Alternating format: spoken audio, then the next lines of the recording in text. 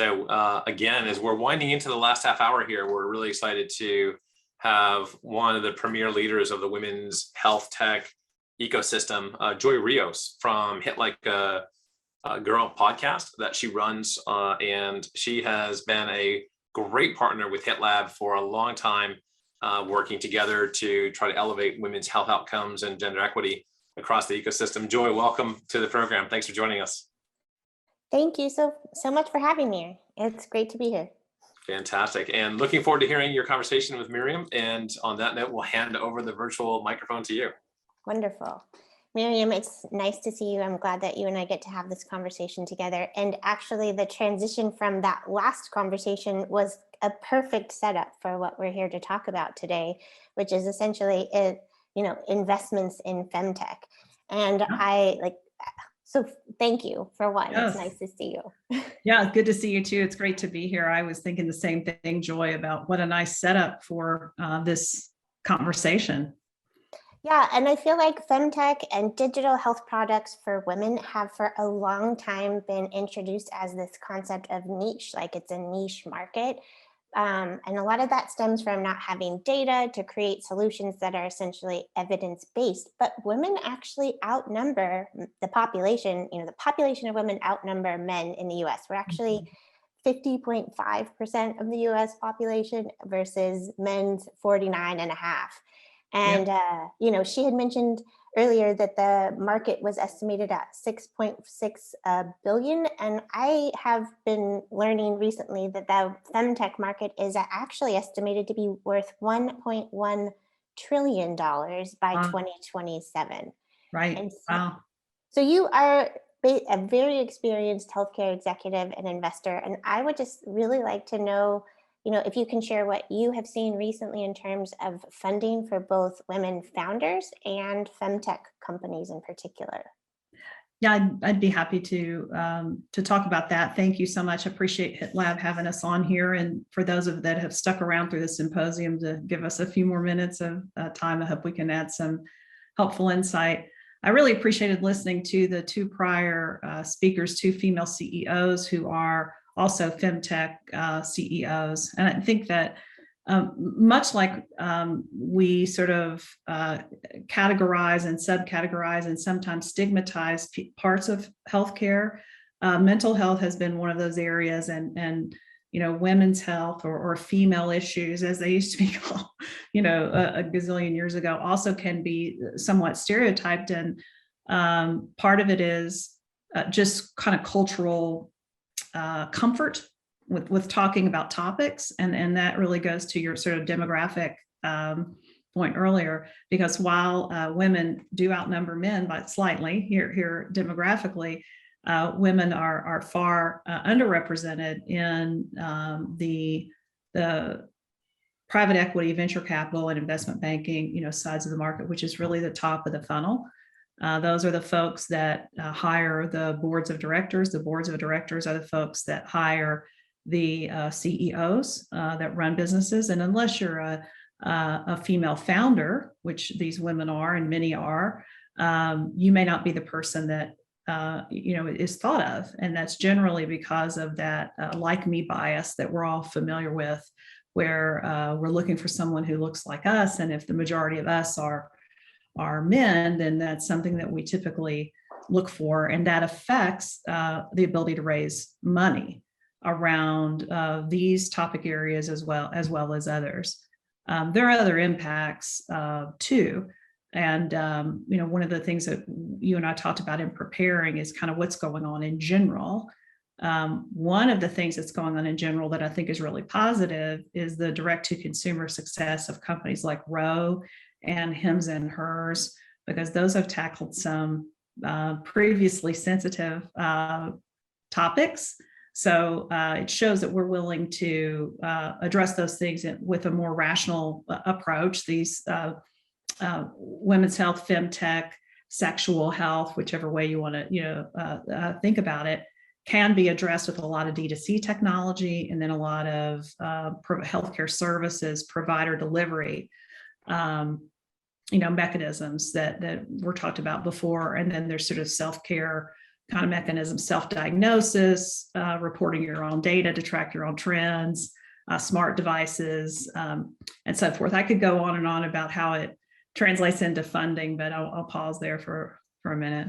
Well, sure. I mean, I think one thing we had talked about is like, let's address some of the barriers that women currently face. And it's, you know, and have faced for quite a while. And you touched on it already. It's like they tend to get less funding. A lot of times their marketing is a struggle because the advertisements and social media, the content is kind of assumed to be sexual, even if we're just talking about women's body parts. So that's an additional challenge that I think people face. And to your point earlier about the, you know, funders, investors in particular, like if they're not moved to action or funding women's health because they don't identify it as an issue that they have experienced, that's certainly an uphill battle. Right. You had mentioned a triple negative yesterday when we talked, and I would love to share that with the community here, if you would be so kind. Oh, sure. I think that, you know, we think of bad things happen in threes, and sometimes they really do. And right now we're dealing with a market dynamic that I called it a triple negative yesterday, and I was preparing, I think of it today as a nasty trifecta. And the trifecta is the war that's going on in Ukraine, rising inflation here in the US, and rising interest rates. So when you take those three things combined, they're all happening at the same time. The way the market is reacting to that is entering into a bear market. If we're not a bear market, we're right before a bear market. And even though that's public, the way that impacts private companies is that these valuations that were, you know, so lofty last year, towards the end of last year in health IT, broadly defined, which includes mental health and FemTech, were really astronomical. And when the NASDAQ crashed, then all those valuations came down. And now private equity investment is looking more for profitability instead of growth. And so one of the market goes like this. It's very sentiment driven. And it has a dynamic that sometimes is irrational, even though it's supposed to be rational. And it's kind of like human beings, where we might have an irrational reaction to something that we feel uncomfortable talking about, like sexual health or women's health or mental health. And then we have systems that view ads as sexual when they're really, you know, medically related around what topic we're talking about. So you have market sentiment, and then you have social sentiment. So if you're a startup right now, you're not going to be able to raise money. That's the bad news. The bad news is you're not going to be able to raise money as easily as you would have at the end of last year, where you would have been able to raise money pretty easily as long as you were growing. Profitability would not have been a factor if you were in a market that was viewed as a big market. And so part of it is are we female entrepreneurs and showing that it is a huge market, that women are not only a little bit more than half the demographic, women are the caregivers, they are the decision makers who make the healthcare decisions for the country. We're also people ourselves and humans and taking care of ourselves. We need convenience and the ability to multitask. So the good news of this sort of bad market is that they're in this new reality, a growing company that is showing signs towards profitability or has already reached cash flow positive, things like that. Those things are going to be rewarded more so than just top line growth right now. That's what investors are looking for. And one of the reasons I think that female CEOs will really win in this environment is that women are excellent managers. In addition to being great leaders and visionaries, women are excellent managers. And you and I both know that we can multitask. So that means that we can grow a business, and we can grow a business profitably or show that plan by combining all of those skills and showing that to the investor community. So what do you think is some of the fuel that women's health startups might need in order to be successful in this new environment? Well, I mean, it's clear you've got to have access to capital. So the fundraising, which most entrepreneurs, and certainly I didn't think that one of my key skills would be, fundraising. But being able to tell your story very succinctly to an investor community in a context. So we want to be able to clearly understand these world impacts. And so we understand investor sentiment. And then we want to understand a little bit more about our market sector and why it's such a big opportunity. Our problem or our challenge area, like menopause, which was discussed earlier, is just one aspect. And we're trying to address this diagnostic state, if you will, or this cohort of people. And this is why this is a good cohort to address. And so clearly showing your market size within a context of what's going on in the world and what's going on in US markets in particular is critical. And then that gets enough fuel in the tank to go how far. So what are you going to do with that? So on an earlier conversation today, I think one of the Merck Venture companies was talking about making sure your technology is really great. So don't outsell, your capability, but at the same time, you do have to sell a little bit ahead of, where your technology is. So that comes that balance of growth and profitability. And then I would be looking for other, especially successful female mentors and sponsors who can help you understand how to articulate that story and who do you need to know through your network.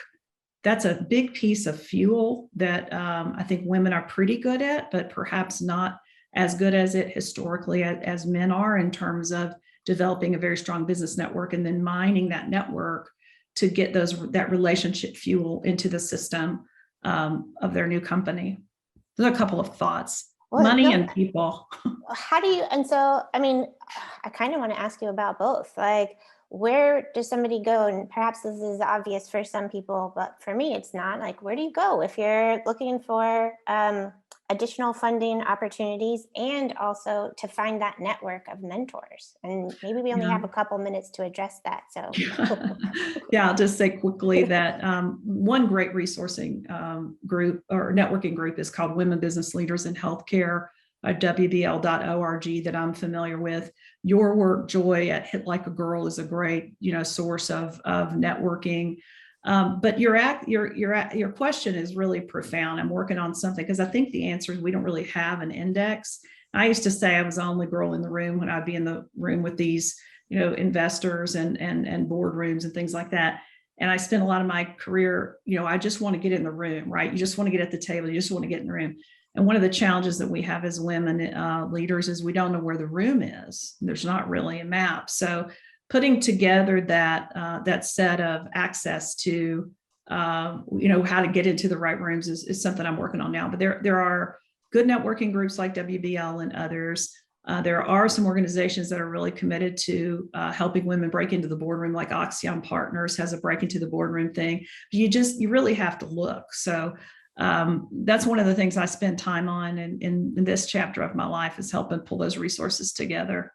For women. We are so fortunate to have you, and I feel very fortunate to have this conversation with you. So thank you very much. Joy, thank you so much for what you do, guys. Hit Like a Girl is a great podcast, and Joy was one of the very first to even think about it that way. And if you haven't taken boxing lessons, you should. Hit Like a Girl. Thank you. Thanks, Joy. Bye.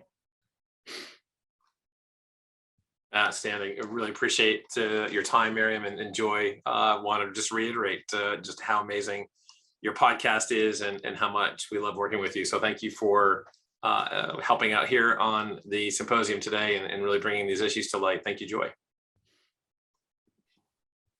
And so we are in the final stretch, but we do have one more giveaway for Orgasmic Leadership by Rachel Sherrill, who you will hear from shortly, being interviewed by our own Rachel Fredman from HITLAB. And again, the question this time around for your free signed delivered copy of Orgasmic Leadership is what percent of healthcare research and innovation is invested in female specific conditions beyond oncology?